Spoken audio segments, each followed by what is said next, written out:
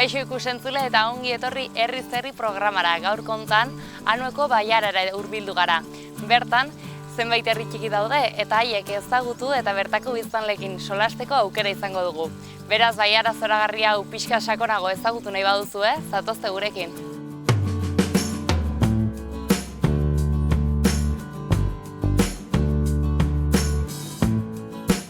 Egozkoera iritsi gara, Loperena gasnategira, eta bertan Marta Perez dugu. Kaixo, Marta. Kaixo, egunon. Zer moduz? Ongi. Ea, konta iguzu, Egozkuekoa zara jaiotzez edo hona etorri zinen duela urte batzuk? Ez ni Egozkuekoa naiz, bai, jaiotzez hemengoa. Eta ahonditz aldatu alda herria azken urtetan? Bai, esan bai, kanpotik etorritako jendeare bai etorri ziren, eta oain ume desente daude, egondu ziren urte luze batzuk umei gabe, eta oain kaletan haien irriketa ikustea bizipoza ematen diogu herriari bai. Zema biztanle bizi dire bertan? Oain gutxi gora bera, 33 inguru edo hola, bai.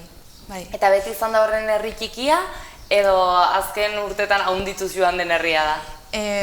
Aspalditik eta nire aman garaien eta jende gehiago zegoen. Gero pasatu zena zen, herri askotan bezala hemengo jendea joan zen Iruñea lan itea eta hemen joan ziren. Eta gero gure garaien beti herri txiki izan du da, bai. Eta oain jende gehiago dago. Urbanizazioaren bat egin da, pixuren bat, edo etxe zaharrak berritze prozesu batean? Bai, urbanizazioik eta ez, baina etxe zaharrak bai erosi dira eta berritu indue, bai. Eta zuk txikitatik argi zenun hemen biziko zinela, edo...? Bai, ni hemen esan oso pozik bizi naiz beti, eta bizitzak eramaten zaitu ez, eta hemen jarri ginen, konpondu ginen haien etxea, eta hemen jarri ginen bizitzen, bai. Herri hau errango zenuke soziala dela, harremana dagoela herritarren artean, edo bakoitza pixka bere bizitza egiten du? Ez, hemen elkartzen gara, asko bai denak oso ongi eramaten gara elkarrekin, soziedade bat ere bai egin dugu, eta elkartzen gara, eta bai, ongi. Orduan, elkartea berrikuntza bezala duzu herrian? Bai, oin dela urte bat edo daramagu elkartekin, eta bizi eman dio ere bai herriari, hori betire daukogu txoko bat elkartzeko, eta horieko gustora, umekin, merendolak, bai, oso ongi, egia esan bai. Eta tabernarik, dendarik baldago herrian? Ez, tabernarik ez, tabernak eta dendak ez, bakarri dago gaztategia, eta gero elkartea. Udalarekin, bertan udalik badago, edo bertze herri batzukin osatzen duzu udalerria? Bai, udalerria da Anue. Hau da konzejo bat, Egozko, eta Egozko Anuen barna dago. Eta nola funtzionatzen duzu herri txikitik Anueko elkartera? Udaletxea Anuen dago, Olagoen dago udaletxea, eta sekretarian gana joateko, Anue badu alkate bat, eta herrikin bilerak egin dira ere bai, eta normaltasunez, gu konzeju bezala guk kudeatzen dugula herrikoa, mendie, hemengo histori guztik, ez? Eta gero udaletxekin harremana ona, bai. Eta urtean zehar orduan herrian batzar modukoak egiten dituzu gauzak erabakitzerako orduan, edo badago ere hemengo herriko errepresentanteren bat joaten dela Anuera, nola egiten duzu? Bai, hemen Egozkon badagola alkate bat, eta gu egiten dugula batzarrak deitzen dioguna herritarren artean. Eta gero udaletxek, Anueko udaletxek antolatzen dutela batzutan bilerak informatiboak eta, baina erabakitzeko eta guk ez dugula, Egozkok ez dugula almenik Anueko udalen erabakitzeko esan nahi dute. Hemengo gauzek guk kudeatzen dugula, eta bai. Herri txikia da, baina aur kuadrilla bat dago. Bai. Eta eskolarako orduan norantza mugitzen zarete? Eskolako berez, Egozkoera tokatzen da Atarrabiara joatea. Mapa eskolarren Anue Atarrabiara joaten die. Gure erabakitzeko momentun gu nahiko argi ginen herriko eskola batea eraman nahi ginula, eta orduan gure aurrak joaten diela Larraitzarrea. Eta herri guztia ados jarri zen erabaki hortan edo familiak adoa pixkat erabakia? Bueno, momentu baten herri guztia ados ondu ginen, eta eskaera egin ginen ere bai Nafarroko gobernuri mapa eskolarri hori aldatzeko eta herri osoa joateko Larraintzarrera, baino hori etzen, Nafarroko gobernutik ez ziguten erantzunik eman. Nahiko zaila zen, zergatik baliare guztia aldatu beharra zela, eta orduan ja momentu hortan gu Larraintzarrera joateko ez dugula transporteik. Orduan, ja erabakitzeko ordua familia batzuk erabaki zuten ezin zutela egunero eraman ekarri eta hola, eta hemen 3 familia ematen ditugula Larraintzarrera umek, eta beste bi Atarrebiera.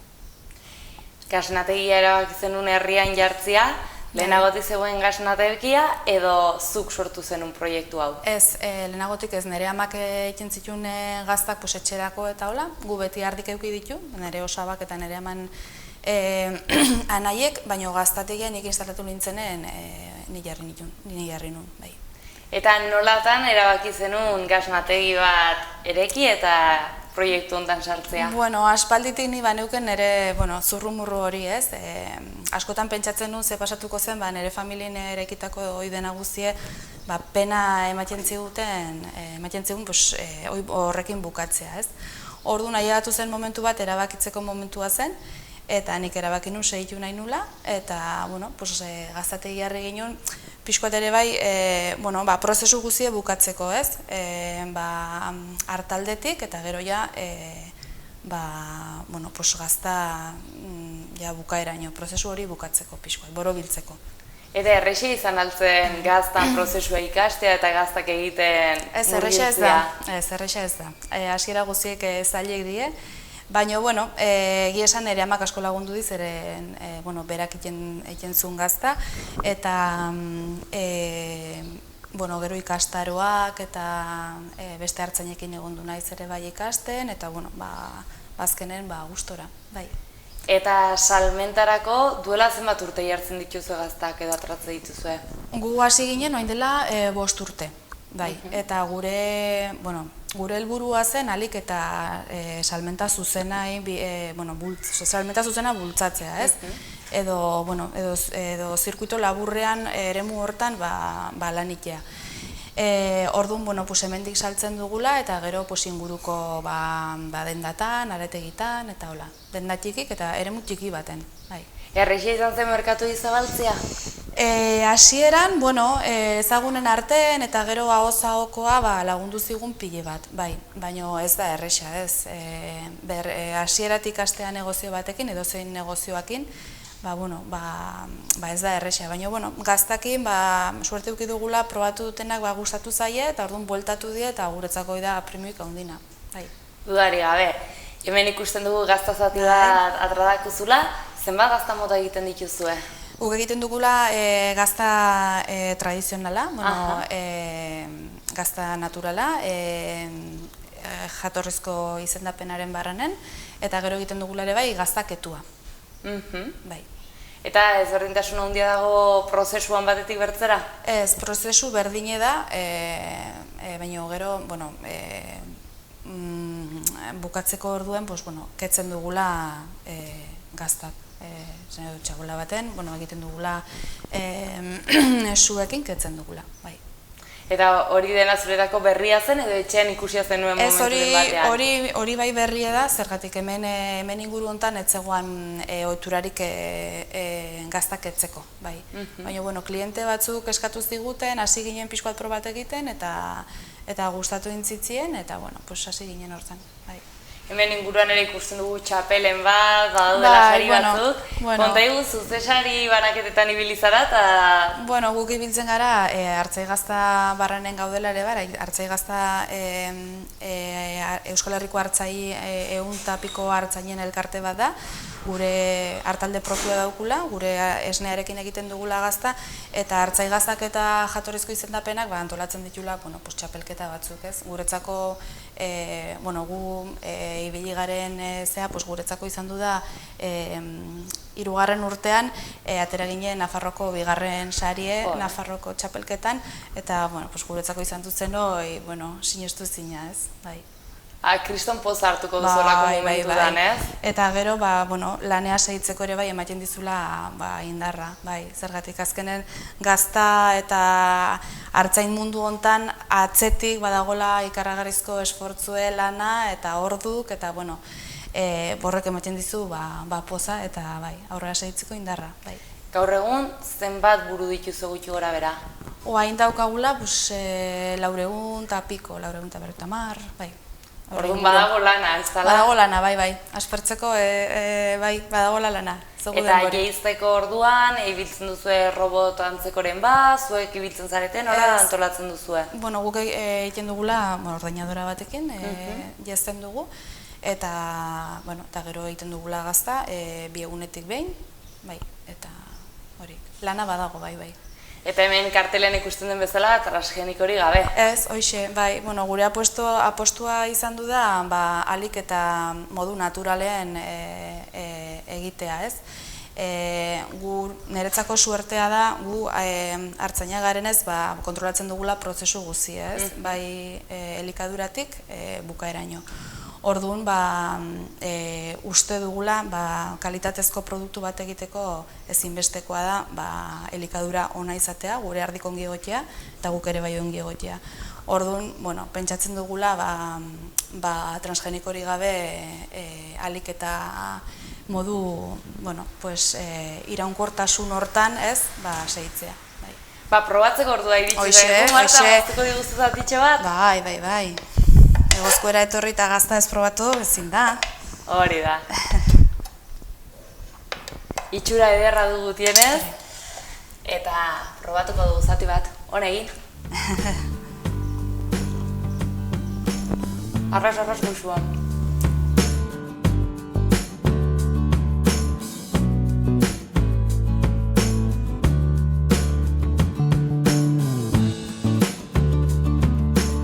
Etxeainera hurbildu gara eta Mikel Mugirorekin gaude. Kaixo Mikel, zer moduz? Kaixo egunon. Konta iguzu, bertakoa zara txiki-txikitatik edo duela urte batzuk etorri zinen? Ez, 12 urte nituela etorri ginen eta lehen burlatan bizi ginen. Orduan aldaketa handia izango zen zuretzat, ezta? Bai, momentu hortan ez zara konturatzen ez, oso txikia zara, baina bizimodua oso desberdina ez. Herri oso handi batetik burlata, esainera 40 biztanle, gara.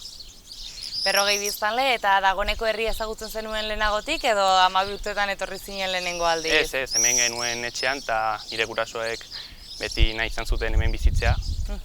Baina, txikia zarenean, nik uste dut, erosoagoa dela ez, hiri handi batean bizitzea, ez aukera gehiago dituzu. Eta txikia zinela, hemen herrian aur gehiago zeunden edo? Hori agian disabantaila da ez, lau lagun gara, ere egia da orain beste herrikoekin elkartzen garela, baina momentuan lau gara eta elkarren artean gazten dugu eta ongi. Herrian giroa hunditzal dago? Festetan eta udan batez ere bai, baina kurtsuan zehar edo ez, hor gutxi eta askotan kotxarekin mugitzen gara, Iruñara jaisteko, eta azkenean aukerak ditugu ongi moldatzeko. Eta herrian tabernari dago, dendatxorik? Ez, hemen ez dago ez dendarik, ez tabernarik, ez ezer. Okeia erosten dugu kotxez datozte, eta horrela egumar gara, baina ez daukagu arazorik. Tabernak beste herrietan daude, hola hauen, adibidez, eta zerbait hartu nahi badugu, ara joden gara. Eta eskolara joateko orduan eta nola moldatzen zarete? Autobusak gutxi daude, baina badaude, baina gure kasuan kotxez ez, amak eraman izan gaitu beti, eta orain 18 urte nituela, karneta atera, eta nire nahiak ere, eta kotxearekin. Zure ustez etxein lekun bat da bizitzeko? Bai, oso ona, oso desberdina ez, etxetik atera eta mendia daukazu hor, eta nik uste dut bizimodu askoz ere lasaiagoa ez, baina ez bakarrik etxainen edo zein herri. Herri txiki bat izanik, txokoak eta egonen dira ere bai ez, bereziak direnak zuretzat? Bai, hori txoko bat da, eta hor afariak egiten ditugu, edo ere lagunen etxetan ere egiten ditugu bazkariak, afariak, eta Egia da ere, denbora asko pasatzen dugula kalean ez, mendizalea gara, txirrindulaz ere asko ibiltzen gara, eta frontoian bertan ere partido onak egiten ditugu. Eta hemendik ze menditara hurbildu gaitezke edo ze bide daude? Bai, hortik dago Baratxueta, ez dago esainen, baina ere Adorraga dago, eta mendi handiak dira ez, Baratxueta 1100 metro pasatzen ditu, gero Oiarzabal dago, pixka bat aurrerago, 1000 metrotik ere pasatzen da, eta ezin gara kexatu. Eta errekarik edo badaukazu udan bainu hartzeko? Bai, baina hemengoa txikia da ez, Burutainera joan behar gara, edo Sorauren, eta hor kotxez edo txirrindulaz. Burutain 3 kilometrotara dago eta hor nahiko ongi txirrindulaz edo kotxez. Bertzerrirakoekin harremana daukazue? Bai. Ostizen lagunak ditugu, Etulainen ere bai, eta azkenean egia da jende gutxi dagoela, eta beste herrikoekin moldatu baztarela ez. Errango zenuke etxainen herri izaera dagoela eta laguntzen zaretela etxe batetik bertzera eta badagoela harreman hori? Bai, asko. Guztiok elkar ezagutzen gara, eta batzutan ere gutxi, baina egiten ditugula auzolanak, eta festetan adibidez guztiek laguntzen dugu, edo aldugun guztien. Eta bai, alde horretatik oso harreman ona daukagu guztien. Noiz dira bertako jaiak? Aurten ez dakit ingo dugun, baina ja uda bukatzen denean. Iraia aldera izaten da? Bai, pixka bat aurrerago. Eta egun bat, bi, nola? Bueno, egun berezia larun bata da, baina ostirala ere egiten dugu festak, hemen palatorna egiten dugu, txistorra da, eta jokuak, txikentzat jokuak, eta gero ere igandean bazkaria. Ederki eta bukatze aldera, zer gustatuko zitzaizun egotea zure herrian, zer botatzen duzu faltan? Galdera zaila. Ni pilotaria naiz eta gustatuko litzaidak hemen pareta ezker bat ipintzea frontoian. Baina nahiko konforme dago herriarekin agian, pertsona gehiago, baina ez dakit. Gustora zaudete zaudeten bezala ere. Hori da. Ederki, mila esker, Mikel, eta beste bat arte. Bale, eskerrik asko zuri.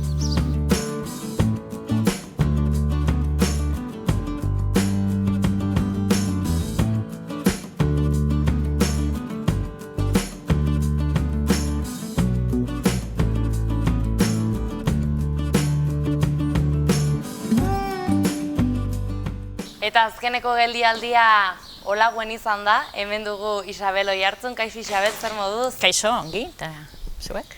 Ongi, konta iguzu pixkat egon gara Anueko baiaran zehar bueltaka, eta azkeneko herria Olague, koxkorrena da gainera, ez da?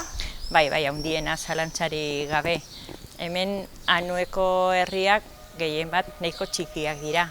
Adugu, badakizu, esain egon zarete esainen, Burutain, gero Etulain, Leazkue, Egozkue, Olague eta Arizu.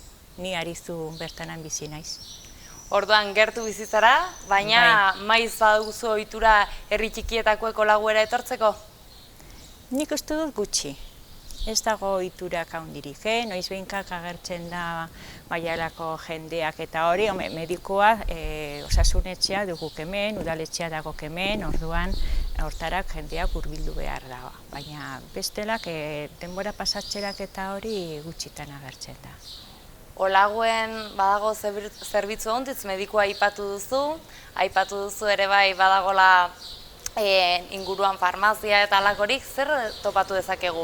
Ostatu, badugu kostatuak, orduan, da zerbizukon bat, oso leku atsegina da, eta garai honetarako adibidez prestaturik dago. Kanpoan baditu mailak, nahiko zabalak eta ongi dago. Gero badaude bi frontoi estalita, batak herrikoa, bestedak udaletxekoa, baina dutxarik eta aldakelarik eta horik ez dago. Gero badugu udalanan badako gelatxo bat, gimnasia egiteko, pilates eta bat elkartzen ginenan, baina, horrein agian aldaketa sortuko dira, nahiko leku txikia da. Orduan, hurrengo kursorako ikusi behar. Udalean eduki dituzue gatazkak eta zalantzak egoera berri hontan nola antolatuko duzuen herria pentsatzerako orduan? Bueno, pues ez, pentsa, ja, arauak eta hori nahiko emandak etortzen ziren. Orduan, bueno, pues jendean ikustu dut orokorrean errespetatu egin duela, agian olagoen ikusi da jende gehiago, zeren jende gehiago bizi da, baina bazterreko herrietan, pues begira, oso biztanle gutxi gaudek eta, bueno, arazorik ez dirak izan. Errango zenuke Anue Baiara elkartua dagoela eta herrien artean harremana dagoela, edo Iruña hurbil edukitzeak? Iruñak hurbil edukitzean ikuste du suposatzen duela jendeak oso errez mugitzen dela Iruña aldera. Gero, hemengo umeak ere, pues batzuk joaten dira, bueno, berez Atarrabira joateko dira. Eta ara joateko jartzen dute garraioak eta guztiz. Baten batek eraman du bere kabuz Larraintzara. Baina ja horrek suposatzen du jendea harremanak izango duela zango jendearekin, Atarrabia inguruko jendearekin. Kirolak edo noizbehinka jotzen dute Kuzamaldera, baina bueno, hori gero suposatzen dut umea harremanak eta burutzen dutela beste jendearekin, gehiago alderakoekin. Eta herria beti hala izan da, beti egon da Iruñari oso lotua, edo aldaketa eman zen garaien batean nola bereziki? Nik uste du beti izan delak Iruñera lotua. Agian garai batean, ez dakit, bastan alderak edo joko zuten, pasatzen zen bideak eta hori, baina adibidez, gauzak erostera. Saltzera eramaten zituzten Anueko sagarrak Iruñera saltzera. Orduan zerbait saltzekotan Iruñan saldu behar zituzten, eta beste sagarrak eta beste gauzak ere eramango zituzten, agian plazara. Orduan harremana pasatzen zen, lantzen sortzen zen autobusat, eta jende guztia Iruña aldera. Eta gaur egun ere biztanlearen ehuneko handi batek Iruñan egiten du lan? Bai, Iruña inguruan. Badaudek hemen, esplotazio batzuk, adibidez egon zarete egozkoen markatu, badaudek zeinbat haragirako behiak ere, eta esnetarako bi ikuilu handi daude. Badago Karizun eta beste dago Olagoen. Eta gainerantzekoa kontuan hartu behar dugu, lehenengo belaunaldia, 70 urtetik gorakoa jari dira kentzen, ardiak eta bar, eta ez dago jendea jarraitzen duenik edo. Ez dago jende gutxi. Duela urte batzuk hemendik nazionala pasatzen zen, bai. Gero hori bukatu zenean edo goititik egin zutenean errepidea, herriarendako aldaketa handia suposatu zuen? Suposatzen dut Olagoen lasaitasun hartuko zutela, zeren gainera zen bakarri pasatzen zela. Noizbenka izaten zuenan, badago errepideak estutzen den tokian eta istripuak eta guzti. Bai, entzuten da, hala ere, zaratak eta horik entzuten da, baina lasaitasuna gaur egun ezinezkoa izango zen. Zeren trafikoa handitu da asko, orduan orain ja beste eran. Urak, zaborrak kudeatzeko momentuan, beste udalerri batzuekin harremanetan jartzen zarete, nola funtzionatzen duzue? Badago mankomunitate bat, Urtanueta deitzen dena, eta orainan gehiena, uda hortik hartzen da. Arizun adibidez ez, badugu gure fuente edo bere iturria. Eta gero zabortegiak eta hori Iruñako mankomunitatean sarturik gaude, esker. Zeren hori da, zaborrarena da. Orduan duela gutxi jarri dutekan ere puntu garbia deitzen direna, botatzeko zenbapilak, elektrodomestiko txikiak, eta bar, eta olioak, eta biltzeko gauza horiek. Hori mundu horretan hobetu da asko, nion etorri nintzen geroztik, ez du ezer ikusirik. Orain baduzu, orainik gelditzen dirakan zaborrak edo zerbait botatzen da, baina ez du ezer ikusirik. Duelako 20 urtek edo 30 urte pasatzen zenarekin. Erran duzu taberna badagoela, dendatxoren bat ere badago? Badugu kina berezan egiten du ogia eta produktu batzuk hortik aparte sartzen du, eta gero hemen badago gaztategi bat, emakume batek jarri duena, eta ikertzaile da, gazta munduan ikertzen ari da, eta gazta mota desberdinak ari da egiten, eta probatzeko zein gazta izango duen arrakasta handiena. Gero hurbilduko gara pixka bat, hortikan dago, bera kontatuko digu zerbait. Oso ongi, zer errango zenuke dela Baiara hontako bereizgarriena edo onena? Bueno, nire ustez da diversitate botanika dagoenak hemen. Zeren, bastan aldean pagatia dira nagusi, eta ja gero, zein aldean, ja azten dira pinuak edo. Orduan, tarte honetan, badago botanikaldetik diversitate izugarria. Zuhaitzak motak asko daude, zuhaitzkak ere, eta orkidearen mundua, oso orkidea mundu berezia da, eta mota desberdin asko daude. Eta non topatu daitezke? Jendea orokorrean ez duk ezagutzen. Non topatu orkideak leku askotan. Leku askotan ateratzen dira, baina gertatzen dena, batzuk hasten dira apirilean loratzen, eta beste batzu daude loratzen orain. Orduan, joan behar zara, aldiro, nahi baduzuk ikusi, dagoen aberastasun hori, joan behar zara aldiro ikustera. Eta gero badugu turbera batzuk, eta badakizu dagoela landare arijaleak, aragijaleak, badugu drosera, rotundifolia, hori dago, eta gero beste bat ere, hori orokorrean ikusten da leku askotan, badaude leku askotan, zeren turbera zakoiztegi txikiak badaude sakabanaturikan, baina hori ezagutzeko mugitu egin behar zara. Nik askotan mugitzen naizenez, ikusten dut non dauden eta Hemengo txokoak ongi ezagutzen dituzu, ezta? Bueno, saiatzen naiz, oraindik falta zaizkit, ez du astiri bilatzen, zeren badago leku desberdin asko, adibidez, egon zaretezuek Egozkoen. Bueno, han badago sakontasun bat eta Egozkoen, badaude agine da zuhaiz bat, gutxi tarteka marteka ikusten dira, baina badaude elementu batzuk oso handiak, eta artea beste zuhaiz motak ere oso koloretsua delako udazkeneak Astigar. Montpellierreko Astigar, asko dago. Orduan, irailean urrian aldetik baldin bazoaz Iruña aldera, Burutein aldean ikusiko duzu basoa zer koloretsua den. Eta Iruñetik itzultzen bazara, olago aldean, ezai aldean ikusiko duzu basoa eta horrek adierazten du diversitatea. Ez da joan behar, ez dakit 100-200 kilometro ikusteko diversitatea. Badugu nahiko hurbil. Eta ez bakarrik basoak, kaleak ere ederki apainduak dituzu, ez da?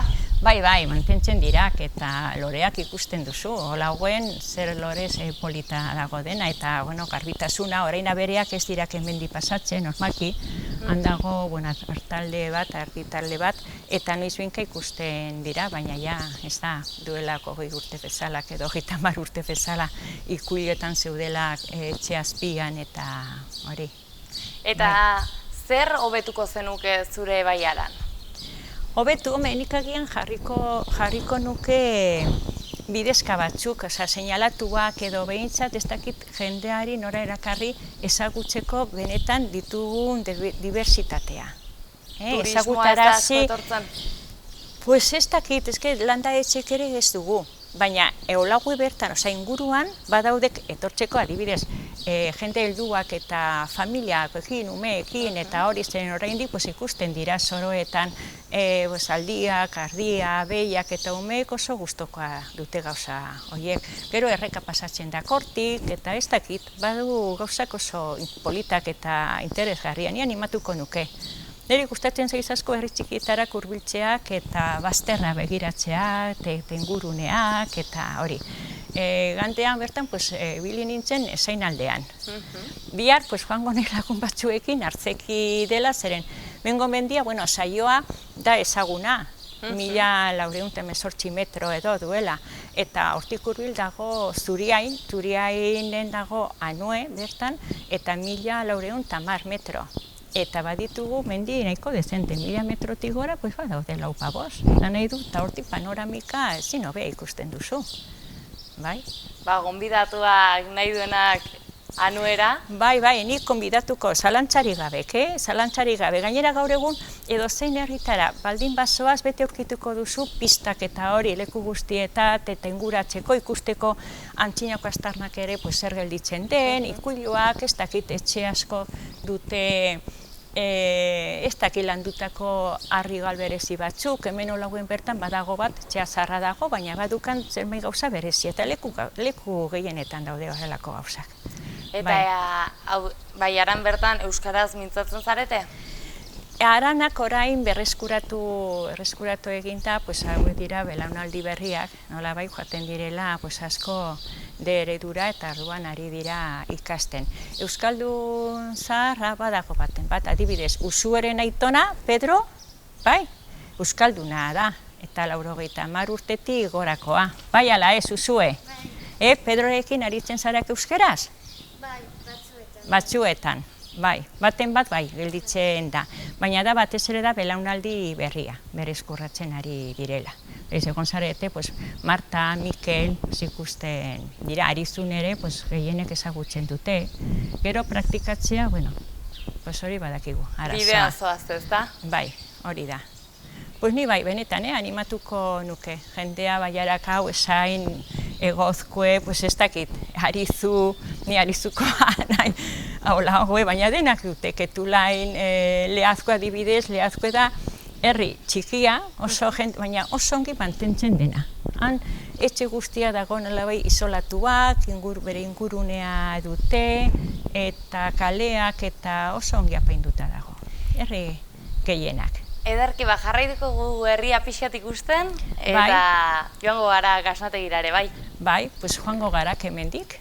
Eta horti bizi da Usue, hurbil, baita. Eta, bere izeba badu jarri zuen mendialdean oioak, eta ikusten du oio kanperoak edo, arrauz kanperoak, eta, han bere etxaiak dira bai azeriak eta fuinak eta ez dakizero, horregatik oso ongi inguratu duk, eta, badaude proiektu batzuk interesgarrian ere ustez. Eta, okinak ere egiten ditu bere gauzak, eta zuek zer gehiago apituko zenukete. Errekara joaten zarete baina txera? Bai. Badago presa bat, baina orain ez zarete joaten. Gehienek dute bere piztina txikiak etxean jarritak orduan, zeren zu baduzukan piztina, bai, gere leku bat txiki bat. Bai, nik etxe honetan dauka piztina. Bai, ikusi nuen. Eta zu zuen? Zu duzu, igerilekuak ez duzu jarri. Ez. Etortzen da nire... Ez zure laguna denez, bai, konbidatzen duzu. Bai. Oso ongi. Jarraituko dugu, guazen. Bale.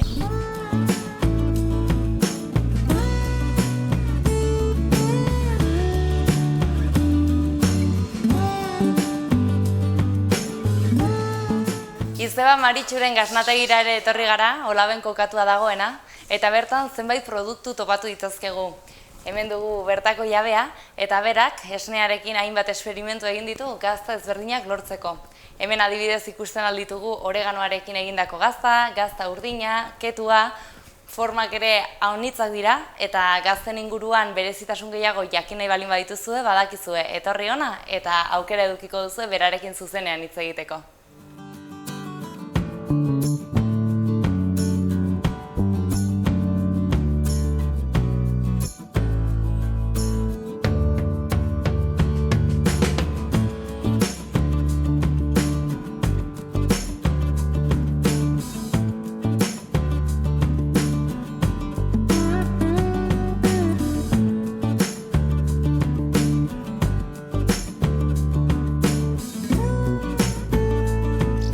Dagoeneko Anueko Baiaran egon gara, herri batzuk ezagutu ditugu, beste batzuk ezagutzeke gelditu dira, baina aukera balin baduzue hurbil zaitezte astebururen batean, ezagutu eta deskubritu hemengo herri txikiak eta maitemindu gu gaurkoan egin garen bezala. Mila esker eta bertze bat arte.